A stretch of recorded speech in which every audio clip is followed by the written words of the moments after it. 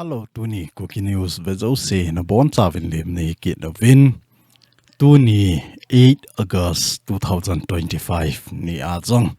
Igam sung din mon ole inam sung din mon dan ho. Zat zom ho hin sayo hitin igam sunga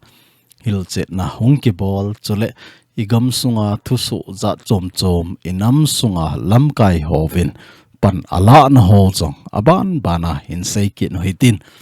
TUNI i topic deu hi a hi le.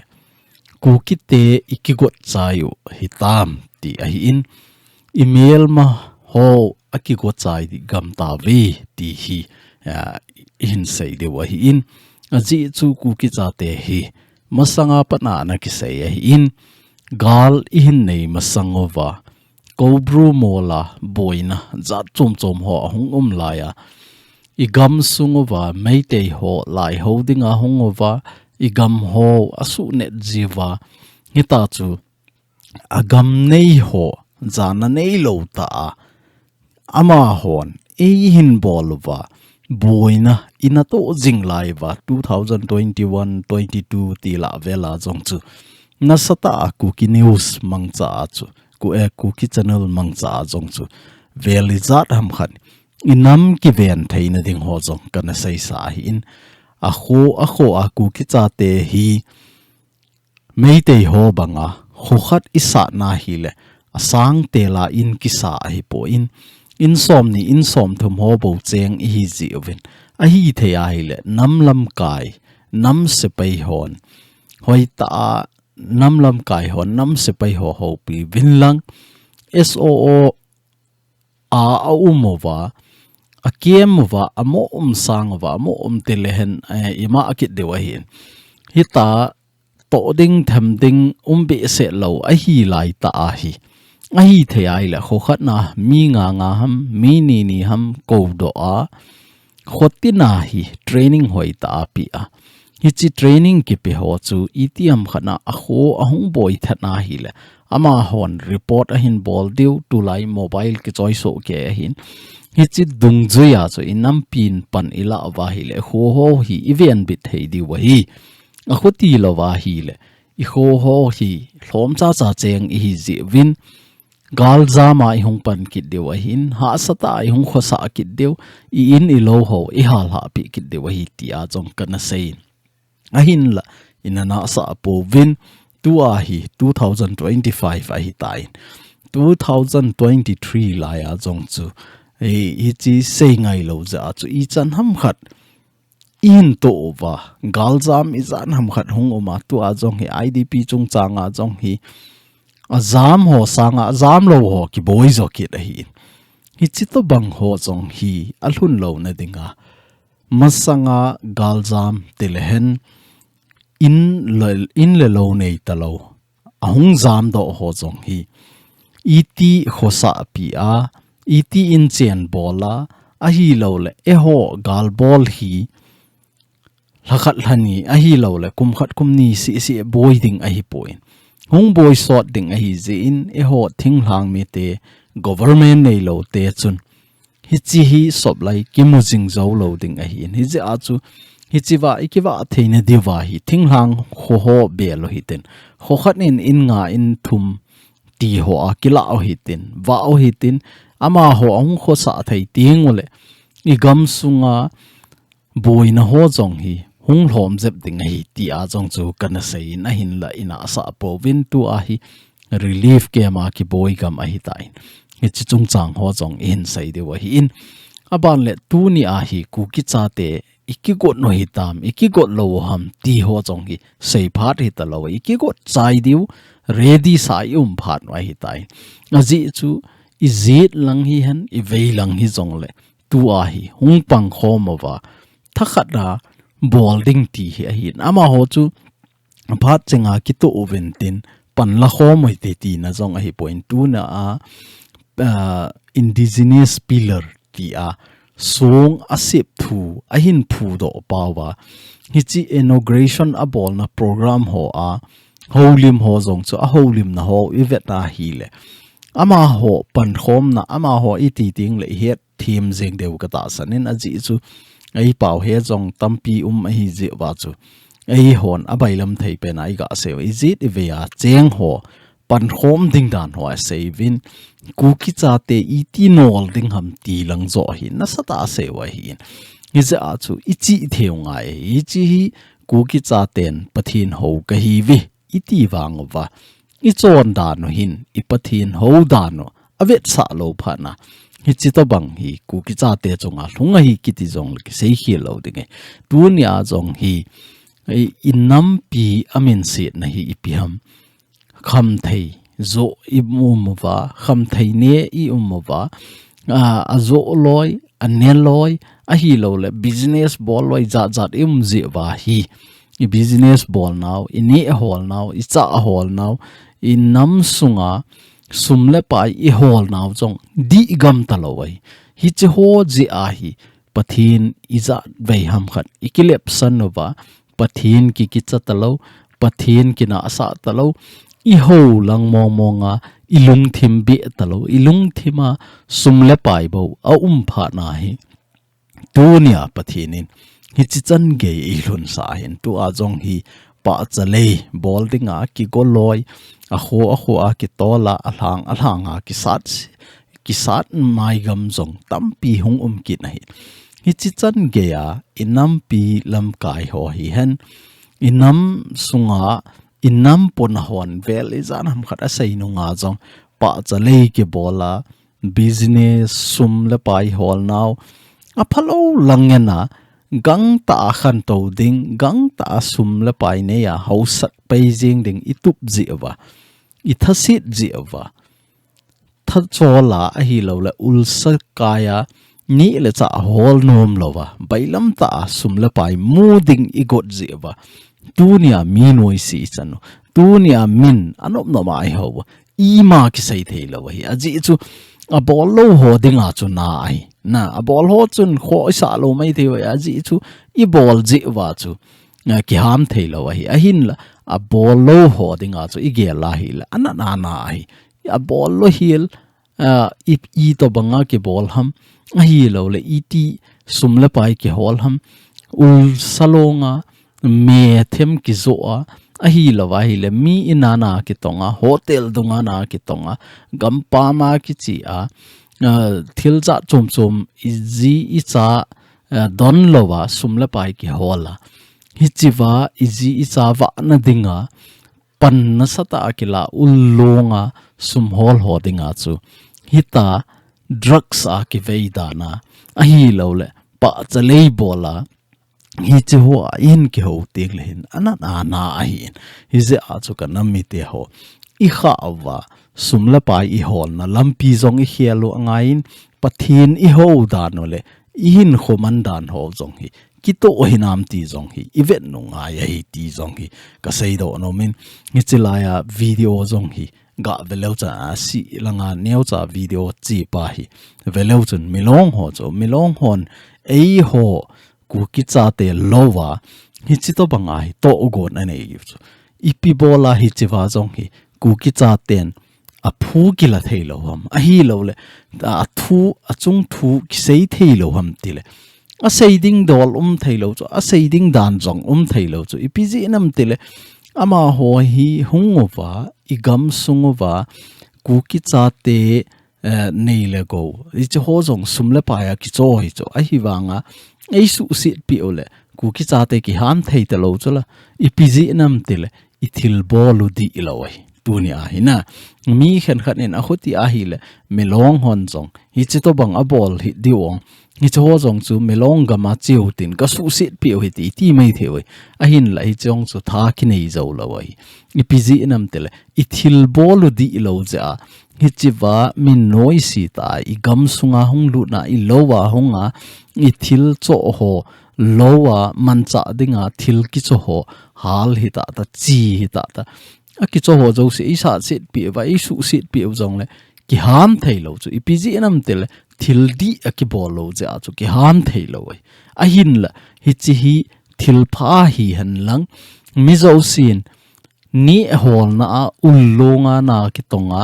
thil pha ke hol hi le chun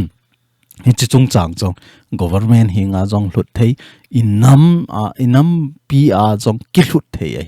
a hin la tu ni a hi chiwa inam pi hi nga jong ki hlut thei lo min anop no ma I bol jong le I ham thei lo naw hi ipiji am tel ei ho mama I thil bol adi lo ja chu I ma cha ki sei thei lo hi ti pa hi I he no nga hi ja chu ka nam mi te ho tu ni chan ge a ki godinga I umjing na la yo ham a hi lo le I ki got cha yo hi tam email ma ho hi I za kai ki gong cha yo hi tai tu ni ai gam sunga honglu no wa hi chi to bang a bol jong hi I piji ham tele hi chi thil phalo wa hi he no chu a hin bol wa I hon ile thu nge vai le chun a hong ki pat na chu hong ki suit de chu a root chu ipi bola hi chi te ni hong ke na pan ham a hi lo le ipi bola chu hong ki pan the ham hong ki hol hen lang le e ho ki the mo pai jeng de chu hi je a chu lam kai hon jong I ma cha hi chi chung cha nga jong thu ki sei thei lo hi ti pa hi het no anga in pathian ho te hi le pathian dan to ki to a vai ho mu wa ni le cha ki hol de wa hi ti pa hi thuma kai to banga I ga se yo hin tin tu hin I topic ngo vai lut ma sang ven nyau cha ka sei nom cha hi hi chi wa hi member ni kitnin member khat hi sei go lal chong loi ama hin silver la member a hin kila in ki pa le jengin sei go lal chunga jong ki pa thu iga seyo hin tin chule joy kuki hi a hi le ama hi member lui a hi in alha ni na ding a hi tai na ma hi atha a hi po in ani veina hong ki enroll na rejoin ti chu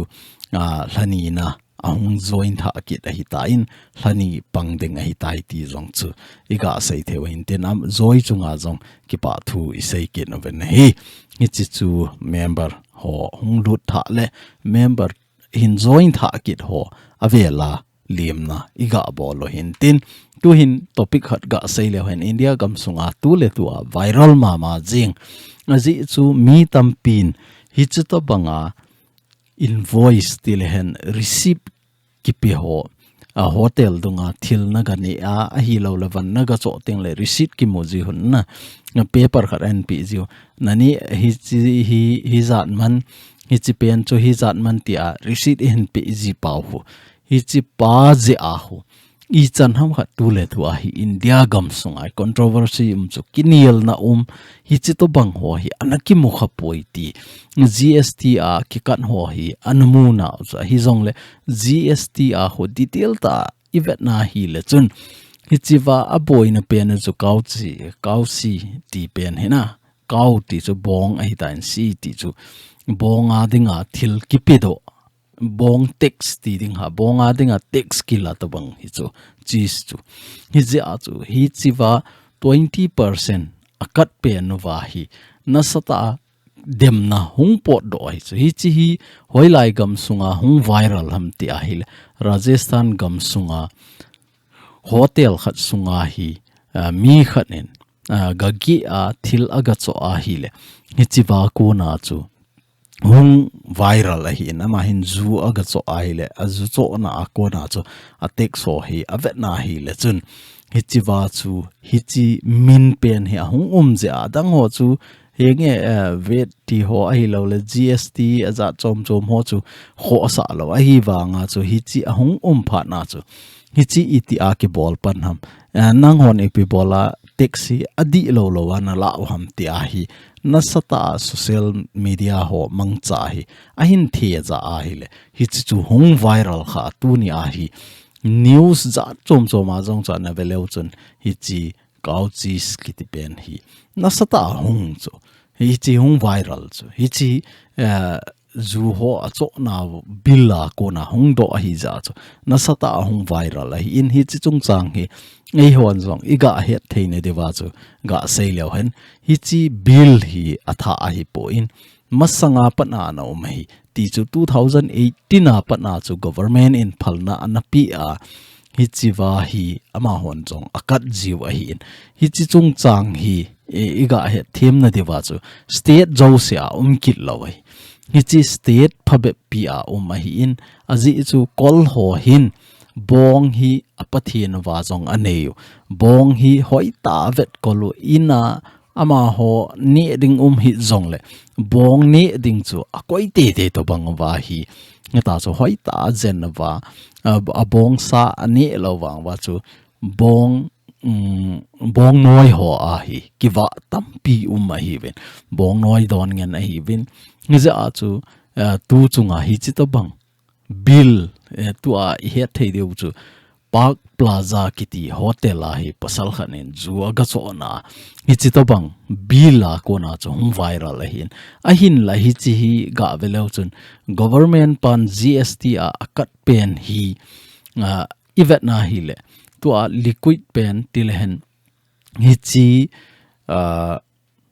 zu ho a hi lo le tobacco ti ho a hi GST asana sang chu ti chu 38 lang hi chu 42 lang hi chu taxi a hi wanga hi chi phat ma sa jong chu tax hi chi GST a 18% chu e na khil ha in ti ho jong chu in a sei a hi tain a bill ho jong ana su hlom ta ve ti ho jong chu i sei a hi na hin la hi chin chunga chu alcohol ti zu ho a hi lo le tobacco na hi chi ho a hi a tax tam a hi hi chi ho hi a tum be a ni loading ti a jong ki kham thei lo hi ja chu GST sang ta a ko yo hi to a jong hi ga ve lo chon aman thil a cho hi item thum a hi hi chi item thum ho hi aman hi iga calculate na hi le chun sang ni le zagup le som nga a hi sang ni le zagup le som nga la a chu hi chi wa tax a pi si hi IVET na hi le chun a tax ho to hin iga calculate na hi le sang thum le jani le som gup le ni a hin hi chi hi atuma la lo hi chi wa 450 hin a bona a hope to bang hi ta in hi ta chu a tax ho hi masanga pa na an umsa 2018 a pa na chu an chi jing a hi na hin la ama hin an mu kha lo ja chu social media ho a hin ta do a hi le TUNI a chu na sata hung viral hi ti hi in a hi le hi chi ho hi hoi lai muna kikat ham a hi lo le hoi lai state na hi ham iti a hi le i he thei di wa chu Rajasthan a oma Uttar Pradesh a oma Madhya Pradesh a oma Chhattisgarh a oma Haryana hi chi lai mun ho pa wa hi adang ho a hi chi de ki lo hi a hi le hi chi wa 20% akat pau hi ipia ki jang ham iti a hi le chun hi chi hi bong ho protection ball na a hi lawai le bong ho zen na dinga donation type ma kipi na achoma atuma hi chi hi government in a khwal pi ziu hi chi ho a ko na chu bong dam lo ho bong ne ding nei lo ho hi chi ho chu sop lai a ball kit ziu hi chi ho dinga chu taxi an zaw sa wa hi ti pa chu he theme na dewa iga se wa hi in hi chi hi itiam khana hi chi lai Rajasthan ta Uttar Pradesh Madhya Pradesh ti hovela ichi wa hi le chun tax ong ki kat kha hi le hi chi atha ai poi hi chi masanga pa na state government le central government ki nop to na a 2018 a pa na ano mai tai ti pa cho i ga he the ni dewa gampa ma tampi zong je wa cho he the ni dewa i ga se wa hi in tu chunga hi chi bill hin viral sa pa zong hi an het kha lo ja chu hung viral kha hi in a hin la hi chi bill hung viral na chunga hi koiman action la thei lo hi aji chu ama aga chi na chu Rajasthan ga ma hi ja Rajasthan government in hi chi chu phalna ana pi sa hi ti chu he thim na dewa chomlam thei ai ga se hin tin tu hin e ho gam sung langa sei ki no hi tin mei te gam ma kona MLA BJP MLA ho Delhi a chiwe hi chiwa hi ama ho hin popular government sim do na dinga en birin sing lam kaina na chiwa hi ti jong chu video ni langa in sei sa wa hi ta in TUNI a jong he ga velo hen Manipur BJP MLA ho hin abon wa chi lo pi mi li ham kha jaw nai lo wa hi ni jong le a chi sun hin ama ho hin na sata atu mula doi chu hi le Manipur gam sunga hi popular government sim do na dinga hi agang theilam pe na BJP leader ho hin pan hin lawin a hoti lova nang hon hi chiwa hi serious ta ka thu sei ho nina sal pi lova ni don pi lova hi le Manipur gam sunga meitei BJP MLA ho zo sin kanga deu resignation ka kipi diu hi ti a zo gi na bol wa hi na hin la central government hin TUNI chan ge ya hi I het deu kha chu Manipur gam sunga hi majority thum hi ni chu Kuki Naga Meitei hi chaw thum hin khat nop na si zong chu a bol nom lo hi chi thum la chu ni anop ma hi le hi chi chu central government in kivet la pi ding hi ti pa hi to gon amazing wa hi in a hin la TUNI a Kuki Chaten hon politics I thep lo je wa chu hi chi I chen khom piu thinglang ho hi thinglang a cheng me long ho hi in a zol thep lo hi tan tin hi chi May 3 2023 a Kigotna in a nei ni wa zong chu hi chi me long ho zong zau chu ai wanga May te hon politics a thep kit dan chu ama ho zau sa lo hi la ho chung bo wa gal a hin bol wa ho bo tha chimit ding hin ko no wa hi ta chu milong ho to ichi khom wang wa chu atuma in hen thei ki noi chu ai wang ho hin ahong ke pat na hi chi a hi in ipan khom wa hi ta thinglang hi protection hoi ta ki bolo ngai ti sanga hi hon hi chi politics lang cho na ki hekit talawa atum be a hi ho bo se in bol ke tai bol wa hi la pathin lung se na chu kilil sam lawai TUNI chan ge na Kuki Chaten macha boy na ki tho lo hi a hin la tu chunga hi meite ho hin idea za chom a hin gon kitnawa politics lut thu ta ho na hin to ba indigenous of Manipur ti indigenous pillar ti a song khat a hin phu wa hi chiwa hu meite zong zaw lo chu mi te kitipa MEETEI na hi chipa bo ho ji o hi ai wanga m tua ai hon het pau MEITEI hi chipa zaw lo mei te zong hi mi te bo a zaw sa wa dang cheng ho i na hi le tua naga ka hi naga sunga zaw ka hi naga sub tribe ka hi ti ho zo si amin kim ke ya ga ji la hi zo hi chi hun I pi ko ham tele apan pi the ne deu hi chi tiang la chon song chu het li het thu a tha jong sim ki thei chalai chi chu ho lo chu hi chi to banga hi mount politics a bol chu le hi chi news a jong hi ga velo chu mei te le naga ti mei te le naga MLA hon hoi ta ipan khoma hoi ta I din khoma baile popular government chu akisim do the ti hi chu hoti ai le chun mei te to naga te hong pang khom ding Kuki Chate pang hit zong le Manipur gam sunga government nom ta ki form thei di hi chu ai wanga hi chiwa hi ivet na hi le ho bol ding ho hi mei te hon bol pi jiu chu galaya jong chu mei te ho hin ka hi hen lang mei te ho hin su boy ji hi hen lang hi le ho hin ki kap ki lo mei thei chu ai wanga na sata ma hon mi athi among lo wanga chu a phat chenga firing a hung ja chu central government in Manipur gam boy na chu a hin ngai kho hi chu separate administration I thum pau chu a hin ngai kho a hin gel kho thei tu chunga jong hi chi to banga mei te in hin dal bola mei te in gal bola a hi lawai le pam pai chana chu ho ding a separate administration chu hoi zo ki de chu hi ivet na hi le tu chunga biren sing a hi in asang kasar kiti pa hi chi tanghul pa ho hi chi ho loi ji a hi ho a dingai politics ki chip nom deu jing zo ai wanga ho politician hon hi chi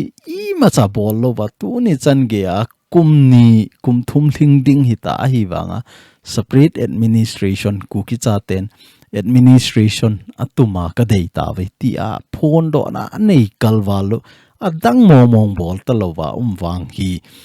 sit au me ti mi pin zong ki sei do no mai ti chu neo cha iga sei hin tin chule tunia hin sei KKL hon thupon het sa poimo a hin bol na ho zong in a sei win video masa tuni gatin zan hi a zong chu in a sei wa hi ta in a sei ba no wa chu Kuki chapa kiti ho hin IDP tele hichi KKL ho het dinga thupon a hin bol kit novin hichi wa hi KKL hon sumlapai ane gu dan a hi lawai le IDP ze a in chen ki sim go ti tai mai thu a hin sei kit wa hi le KKL ho zong hin no mo asa dan wa hi in hichi wa hi ama hon hil chet na a hin bol kit novin hil chet na hin bol ho zong hi a bon cha phateta ung sim da jeng hi ten mi pin zong imu so ke de buta sanin chule koi tabang sim nom emo vai zong le screenshot bol hi tin hi chi ga sim lo chun na het thiam ni jeng de wa hi in point khat na ma hon a hin seu chu a hi le tu chung government in ration system hi direct benefit transfer na DBT zo a helding ti thuthang ahung do a kon hin relief kem a IDP lamkai ho to joint meeting akinei in hichi meeting a resolution kila to kito a relief kem a IDP ho in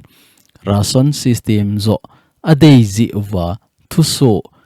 kibol ahin la mi pi a pat gin mona tampi gin chat lo hil akimu zi in DBT ahi lo le bank account chungchang hi IDP hon ama deidan chi a akibol ta diwa het sa ahi chule KKL in hichi DBT chungchanga hin kham ga na ima akinei boy chukit le hichi chungchang het benom nei hon akisai pi mi hole district administration to nana kithu zama diwa het sa nahi vi ti ahin hichewa athu seidan hi vet na hil hasithim danu ahi ta in azi chu hichewa ta chapa ho jong hin athu seidan hi vet na hile kigi na to bang ahi je achu no mo ahi in chule social media za chom choma jong hi ahung ki the thang in ahi le hinge alang khat na chu KKL hodinga jong anoma nop lowai gal aboya patna KKL hon jong pan ahin la zingova ami tapot inam mi kuki cha ahi ti tapo hi ama hon jong anaki thopi wa chan ho jong hi ami atam alhom abon cha kito dela an hop mo wa pan anala zingwa hin ahin la tu chunga hichi hi direct nga transfer bolding benefit transfer ti ho hichi ho bol na ding chung changa hi ama hon neu khat decision na hin la wa decision jong hi poi IDP lam kai ho to ki ho wa ama hon hichi direct nga hung lut sanga chu rason card rason kila banga tu a ki hop banga hi ki hom jing zole hoi zon te ti a chu phat sa na ama ho deida na chu thulu na na ne le tu chunga hi chewa ta chapa hon jong hi chi to banga don but na a hi lo le thudo na hin neiwa hil chet na na hin bol de wa hi chi hi hoi ta a hil chet na na hin bol de wa hi ti ho a social media in thiau le hi chewa chu KKL langa lamkai ho jong lungkim lo na anei diu anei dan wa hi mo hi in a hi the ai le hi chewa ka na me te ho hinga ka sei nom cha hi le tunia KKL in hi chi to bang het sa poimo ti athu so a hin bol chu het thim lo wa hi le ipi bola direct nga bank account na lut ding chu na dei lo ham aji chu ipi ham hi chiwa gin mo ta a hi lo le gin chat ta thu ki mu dan dong zia DBT ho aphat lo na sayu chu ipiji ham tia gakidong hen lang hile tunia social media ki social ti ho hi loading a hin e ho hi iti saying ham ito ema to na mun chia ki thu pi sa ngen hiven khanin khat a hin bola hile ipi thu ham tia direct nga ama ho ga konsana ga ki ho pi a ga do sanga chu eima lungel khat social media don but na hung ki bol pai jing ti ho hi iha bol je wa inam sunga wa hi communication gap umzi a hi lo le communication line hi ila sabji wa hi chito bang khat la khat ki zoom so jing khat la khat kina na hung umzi a hi chi sanga hi kanami te ho gam la cheng zong hi povin gam lin ta cheng zong hi povin gam neu cha ni khana ki mu to theina ngen a hi za a chu hi chi ho hi ahung ting le itiam khana I het chet lo au ma I dei lo langa lam kai hi zong le na a hin to a hi le a ko ma I chi ba a hi lo le thudi pa choi het do ting le social media iman cha ji de wa hi hotil lo wa social media debate bol na ding khat le khat ki dem to na ding khat le khat ki counter to na ding a iman wa hi le inam sung hi khang to lo ding hi ti zong chu nyau cha ka ga sei be hin tin chule ani na a ama hon a sei na hi a hi le sun le jan lo a tu ni chana KKL in mi pi dia thilpha akibol na nahi akibol nahi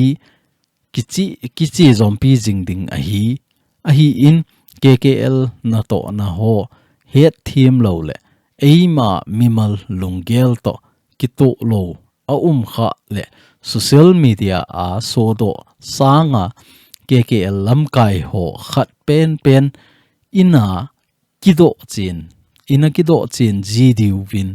tip na le he sa hi vi ti hi ahin hi chewa aseu hi di ai tua ka sei da bang choi in KKL ho keu a hi point KSO ho hi hen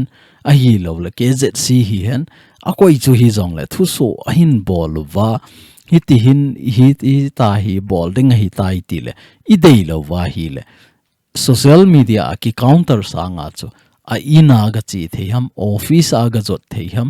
direct nga face to face a kimu to a ike ho ji diu ilungel ho hi chi a hi in hi za chu hi chi to banga hi decision kila a hi ti pa zo a hi I sei chet no ba khat la khat social media mang chai ki zum so sang wa chu face to face a koi madang jong hi povin sa pau kol pau ga thon na ding jong hi po in ei pa wa phateta ga ki ho china hi chi dung ju ya chu hi chi chu wang a hi le hi ti hin bol zo hi ti zo hi ti chun lungpi hling ta lung len ta ki ho na khat hen lang lungpi ting ta hi ta chu lungpi hling ta na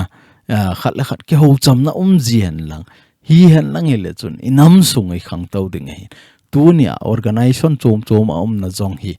khat la khat ki he to lo khat la khat aniau ding ki dei lo ki le sa so ke ama zo chu ke ko ma hong le ama chu ke ko ma hong en lang tau tho le ti ngen hi lungel inei ji wa tunia inam pi khang thei lo ai inam pi a khan to thei na ding le inam sung ama chal thei na ding a chu khat la khat iki koi niau nga ya hi nang sanga ke niam zong nang sanga ke hung niau zong ti lang zo ai lungel inei thei lo lai se wa Kuki Chaten gen thei nei tho diu khat la khat social media counter ki bol to diu khat la khat hi ta hi ki to mo na ki vet si na den jing thei hi ti pa hi ka sei do no men khat la khat ki vet da ding hi po in khat la khat ki lung si ta hin kho iman kho mo wa khat la khat a ki hen thei jong ki lo hi za a chu hoi ta hi chi to bang thu au ma het che no ma hi le direct nga phone bol deu ham direct nga inai chi deu ham office a chi deu ham hi chi hoi khol chet nai nei deu hi hotel lova social media ki counter to ho hi avela bol da le han in ham sung khang to ding hi ti chu ga sei theu in tin chule zan ha jong chu zan hi ka ti le ka sei boy ji in aji chu ken ka hin bol na chu sun langa chu video khat ka hin bola tu a hi zan langa ka bol ki hi le time dung chu ya wang chu ni khat ki pel a hi ta in hi zong le ani mama ki bol ta bang a hi ja chu ka sei hial ji a hin ni he thiam vel October 6 a video hi chima sanga video kana sim na chu ko tu hon pasal khat ki vo na chung changa ti chu Mr. Kamgin lin chongloi ki vo na chung changa 2 October ni khuwa na ki zep na hi chiwa dei lo ta thil so zia ki phin na na nei pau chu hi chi chu go na ki pi lo wa a hi lo la chunga dan di ta vai a ki hop lo wa hi la chun TUNI zan ke ma patna hi ki panding 9 October ni zan chan ge hi economic blockade ki bolding hi ti a phone do na ne nei pau chu tu hin ki ho la na phanin ko tu hon blockade bolding 48 hours sung economic blockade bolding ti chu anala do ki tawe ti pa chu hi chiwa hi mo hi in tu a hi go tu 48 hours sunga economic blockade koi ding ti pa chu koi ta loading akila do tai ti chu her sa na ahin bol kit ve ti zong chu he theine dewa hin ta do kin wa hi in ahin la hi chi chung changa hi he diu kha chu a hi le Kuki Chaten ipi bol zong lew hen government a ko na hi don butna a hi lo vai le gang ta hi to banga action ahin la ji lo ai in ahin la tu chunga hi hoita ai vet na hi le highway national highway 2 hi bending e bol go ben bolding ham economic blockade bolding ham ti khana hi pan in la nge wa hi la gang theilam pe na answer ki moji hi ichi to banga hi inamin TUNI chan ge a movement ichi pi pau hi hoi lai pen hi government he nga I thu mo ba hoi lai pen hi alampi di ham ti pa hi I hol do ngai ni se a chu tu chunga jong hi ko tu in gi na a bol me a jong hi 48 hours sung economic blockade ka bol de wa hi ti a hi le ki ho na hong pai jing hi lo wai le cham na hong pai jing ama sa jong lam ka le kangui ki jot tu na lampi jong milong hon in kha pi wa ni khat ham khat highway block e bol wa hi le ki hong pai ki jing hi chi to bang hi a hi in hi za chu Kuki Chaten hin TUNI movement e bol now hi alampi izot di lo ji wa TUNI chan ge a gen theina I tho hi ti hi ka sei do no min hi chi alampi ho chu point thum ga saying e he theme na de win ama sape na state government to ki hen thin na nei ding state government na tong ho zo sen inga deu office ong kha de we hi chi inga tho ba hi le chun sum in pi Tapouve ti ti wa hi le mi pi to ke ho to mi pin office I kha de office I kha vai le ama ho no ma anga wa hi po in office a ki kha pha na chu na tong thei lo hi ta wen hi chiwa chu state government in suma hin pi lo vai le ki chai a ki hen tai ti na hin at ni na a chu hi le highway zo si hoita control bolding dan I ki got ti we aban le athum na a chai na pen chu a hi le hi chi hi Kuki Chaten e ho sunga khat le khat ki dem to a khat le khat ki mu siet na hi idal ha ngai khat le khat ki lung siet dan zo hi izil lu ngai I bon chawa I pan kho mo ba hi le bo I mu de I bon wa hi ta hi a tribe ma ki hiana a tribe ma kina ding ti wa hi le I ma chai mu lo de we hi chi ho thum hi sudi lewan TUNI I movement hi kum khat jong lut lo ding he a gang theilam pe na I mu thei we ti pa chu nyau cha ka ga sei the hin tin aban le any Kuki tribe ho thupon nyau cha ga velo hen a thupon u jong he po in hi chi a hong lik do je a chu mi pin I ga he thei de ba in se wa hi in ama hin tu a Manipur governor pa hi lekha na thot wa hi in hi chi lekha thot abol na wa hi an sei pe no cha hi le any Kuki tribe certificate ho hi anapi do nom lo je wa chu hi chi any Kuki tribe hon jong governor pa le kha na thot vin agang theilam pe na district josia any Kuki tribe certificate hi issue bol na dinga Nepal pe ven ipi bolana kha hom ti a hi thum na anabol ve ti chu iga sei theu hin tin mo a hunglik ja chu I sei do hi bowen hi chi chan chu tu ni Kuki news mang cha holim na in bol thei ho chu in tin a topic in pat masangova thuma kai ta banga I sei ho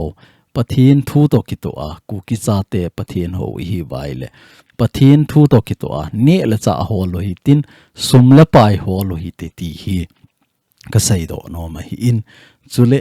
tu ni a ki sei ho hi hoi ta I gel to wa IJET lang IVEI lang KIGONG to zo gam ta a hi le tu ni a Kuki Chaten I kigot zo hin te nam tu ni a hi hoi ready sa yo mo hi ta nam hi chi hi hoi ta ki gel lo ngai hi chi a hi lo wa tu ni chan ge a KIGONG nai lo wa I ho khat la khat ki ka I ke boy jing wa hi le I ma sang wa hong thung ding hi hong na sa ding hi ti hi a chai na pe na warning type ma I sei wi theu hin tin tu ni Kuki news hin ve a hin ngai lo zo si na chung chi win ka ki pa in bon cha win pathin in phat thei na bo jing taw han